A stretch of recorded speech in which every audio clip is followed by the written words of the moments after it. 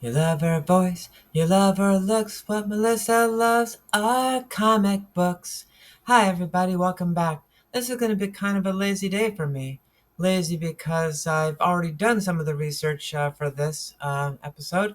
The very first item we're going to talk about, the very first issue we're going to talk about in the Countdown to Superman is one that I had prepared for last episode, but I ran out of time to record it, so it's going to wind up being the first one in this episode. And then I've also decided that's going to be the theme of this episode. So instead of me writing a bunch of notes, I'm actually going to be reading from a whole bunch of sources from some really good websites that I use to help with my research. So let's jump in. Dum-de-dum. Number 27. Comics on Parade number 1. Ella Cinders. One of the reasons I did that whole big summary of the players in the field last episode was to stress what a big deal it was every time a new title appeared. Post-Superman, the market is going to glut fast with new titles, but before Superman, every new title was a significant risk. Everyone knew what happened to Comics Magazine when they overextended themselves, but United Features is confident they have a strong enough stable of comic strips for a second title. Well, almost confident. To hedge their bets, they're actually reusing almost every strip from Ace Comics, like Lil Abner and Tarzan. But we're not going to talk about Lil Abner and Tarzan today because I did that in episode 15. So today we're going to talk about Ella Cinders.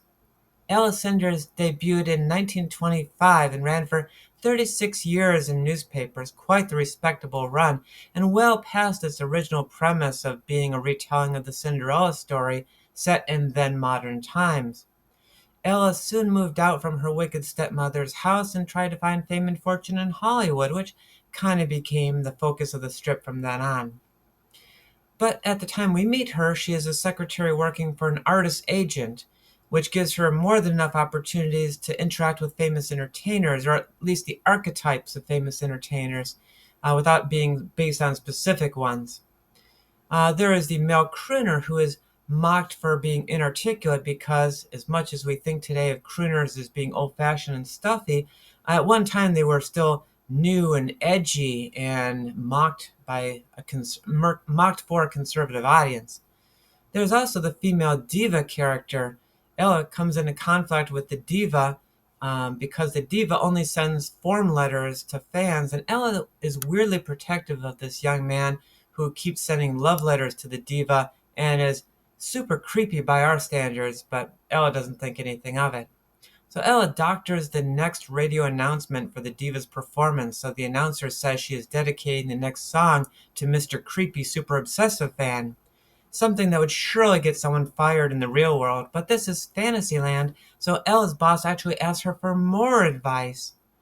To live in such a world. Number 26.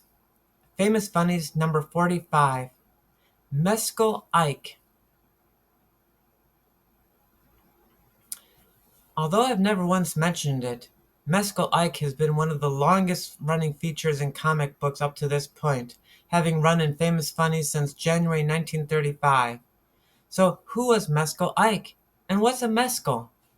Mescal or mezcal is booze, one with an unusual smoky flavor I understand, though I've never tried it.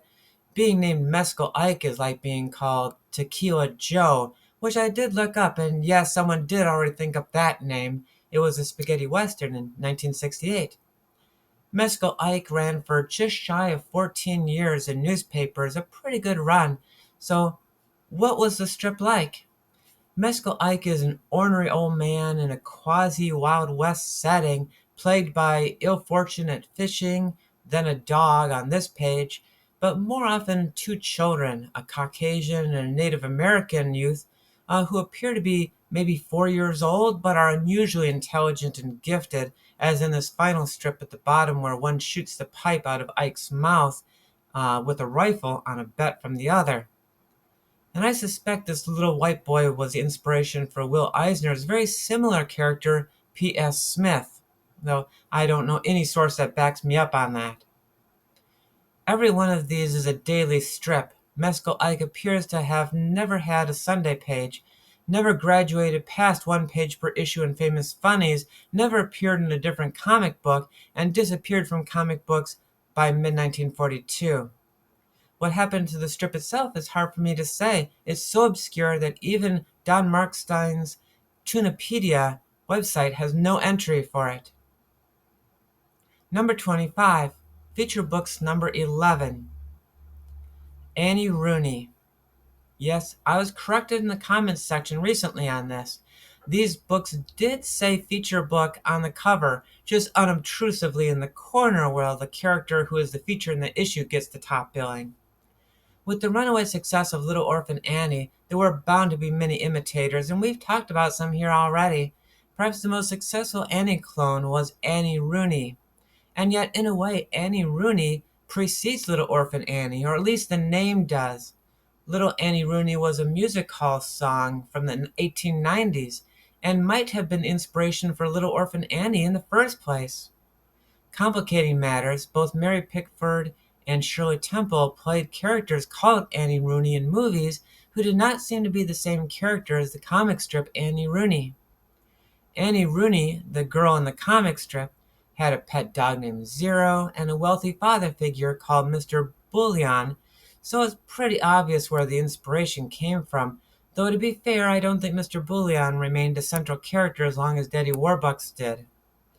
Many readers might have smirked at the similarities or welcomed the chance to read about a little orphan girl without Harold Gray's politics, because who likes to see politics all the time, right? Annie Rooney ran for an impressive 39 and a half years in newspapers, but was seldom reprinted in comic books for whatever reason. Just to make sure I emphasize that enough, Little Orphan Annie, the comic strip, does come out before Little Annie Rooney's comic strip, despite the precedence. Okay, I just wanted to make sure that that was clear there. All right, moving on. That is number 24, Star Ranger, number 11, Wild West Jr. No issue of Star Ranger past number 7 is available online, but I can still talk to you about this 2-page feature that I know from the Grand Comics database was featured in this issue. Wild West Jr. is about an unnamed boy who dreams about being in the Wild West, or doing Western things like attending a rodeo, only be woken up by his mother in the final panel each time, a la Little Nemo in Slumberland. His mother also shows up in his dreams sometimes as Dolly Dimple, so it's likely the boy's real last name is Dimple. At the CBD website, the artist's name is listed as ? Though this looks like Charles Byro's cartoony artwork again to me. Number 23, King Comics number 25, Ted Towers' Animal Master. My only source of information for Ted Towers is the website Andy Madura's Comics and Paper Collectibles. I'm just going to quote Andy here. In 1930, animal collector Frank Buck released a novel about his jungle exploits titled Bring 'Em Back Alive. The public made it a bestseller, which would make Frank Buck a pop culture hero. The media blitz for Buck would include more books, circus stardom, and movies. So it's no surprising that Frank Buck-like exploits would make it into the Sunday comics in the form of Ted Towers' Animal Master. Ted Towers was an animal collector himself. The Sunday-only strip would present his 2-month continuity adventure with a distinct focus on the animals themselves. Many of the strips would include animal-animal confrontations, which was a staple in Frank Buck's movies.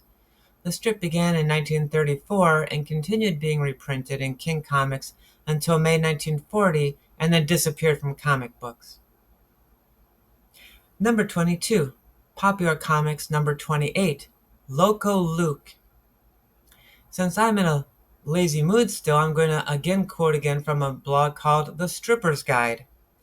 Links to these sites, by the way, will be in the comments section, of course. Loco Luke, as you can see, is a slapstick, zany cowboy strip.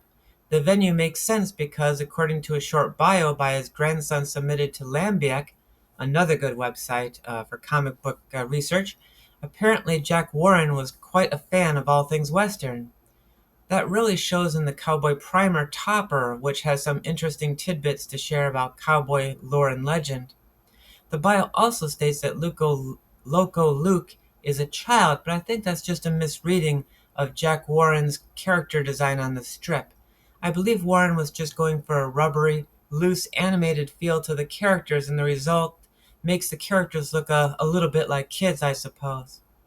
Loco Luke, hard to say, ran in the George Matthew Adams Color Sunday section from July 5th, 1935 to April 4th, 1936, the entire known life of the ill-fated experiment. When the section ended, only two features hadn't entirely worn out their welcome at the syndicate.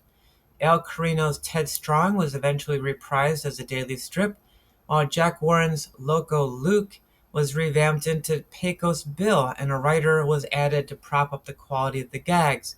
Unfortunately, even with the addition of a gag man, Pecos Bill came and went in a hurry, but that's a discussion for another obscurity of the day post. Jack Warren then made the shift into comic books, where he produced a great quantity of material, including a lot of work for Novelty Press. Loco Luke will continue in popular comics until only the end of 1938, disappear for 6 months, and then reappear at Novelty Press in Blue Bolt, where it will run for 11 issues before disappearing from comic books. Meanwhile, Pecos Bill is already being reprinted in Dell's other title, The Comics. Some of that stuff at the end was mine. I wasn't reading that part. Number 21, Detective Comics number 14, Slam Bradley. Welcome to the first issue of Vincent Sullivan's Detective Comics. You won't notice any differences yet to the previous issue that was still published by Malcolm Wheeler Nicholson, because there's still inventory to run that Wheeler Nicholson had acquired, including 6 more installments of Bruce Nelson that Wheeler Nicholson had written himself.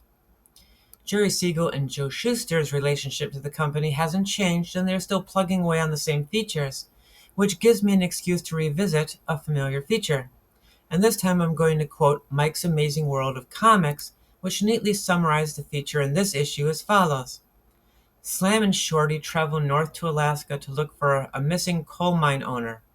In the local town, people run at the mention of the miner's name, Jack Trent. Inquiry at the records office turns up nothing. The office clerk reports in to his boss, who sends Muscles Hogan to kill Bradley. Slam beats Muscles, but still can't locate Trent. An Eskimo named Kilo offers to guide them, but he leads them into a blizzard. Slam and Shorty are saved by another Eskimo named Zanuck. The Eskimo shows them where Trent is and points out that Kilo is working for the crooks. Slam rescues Trent and defeats the crooks who are trying to steal his mine. Number 20. Funny Picture Stories, Volume 2, Number 8. Jack Strand. Now that I'm back to talking about features that I've talked about before, we're going to revisit this one. This issue is one of those many issues we don't have access to online because either no copies exist, or the remaining copies are too brittle to scan, or are owned by people not willing to scan and share them. We do know what happened to Jack before and after this issue, so we can maybe figure out what was going on in the part we're missing. Previously, Jack and Diana were given pills that not only let them breathe underwater, but protected them from ocean pressure, and another pill that would let them talk to fishmen, by Dr. Powers, who has discovered the existence of these fishmen in his free time when not making all these inventions. Dr. Powers' former assistant, Marcus Stenzo, is of course a bad guy who wants Jack to share the inventions with him so they can all get rich. Later, Jack and Diana went to the ocean bottom and were captured by fishmen. 2 issues later, Jack is rescuing King Milo of the Fishmen from a time bomb planted in a wreck by Marcus Stenzo. Each installment is 7 pages, so in the 7 pages we're missing, Jack and Diana must have been taken as prisoners to meet this King Milo. Also be aware just how hard it is for me not to say Jack and Diane, even though it says Diana in my notes. We also must have seen Stenzo developing his own pressure suit to follow them and learn more about what resources Stenzo has at his disposal, because he's going to have a submarine and a company of mercenaries working for him in part 3. It's hard to imagine how they get from Milo's castle to some old wrecked ship, but either Milo is taking them on a tour of his kingdom without any escort, which is what the text in part 3 seems to hint at, only that would have been stupid for King Milo, or Jack took Milo prisoner so they could escape and then hid from pursuit in the wreck, which is a more interesting story, but I don't know if Frank Frollo, the creator of this strip, was inventive enough to come up with that. Um, and I don't know how Stenzo finds them at the wreck before the fishmen do, but that all must have happened somehow. I also don't get how blowing them up helps Stenzo get rich. And I guess we'll never know until someone turns up this issue and shares it with all of us, so that's a lesson for all of us to make sure that if you have old Golden Age comic books, check to see if you have these issues and get them out there for all of us, because we want to know. And if you enjoyed today's episode, please like and subscribe. I'm sure you've heard this before. It's worth a reminder every once in a while. I don't mention it all the time. And also, I might just throw in there that I've got the Patreon. So if you're feeling like supporting this channel and encouraging me to produce more content, that would really go a long way towards helping that. And I'll see you next time, because we're getting really close to Superman. It should be coming in 3 more episodes. Bye-bye.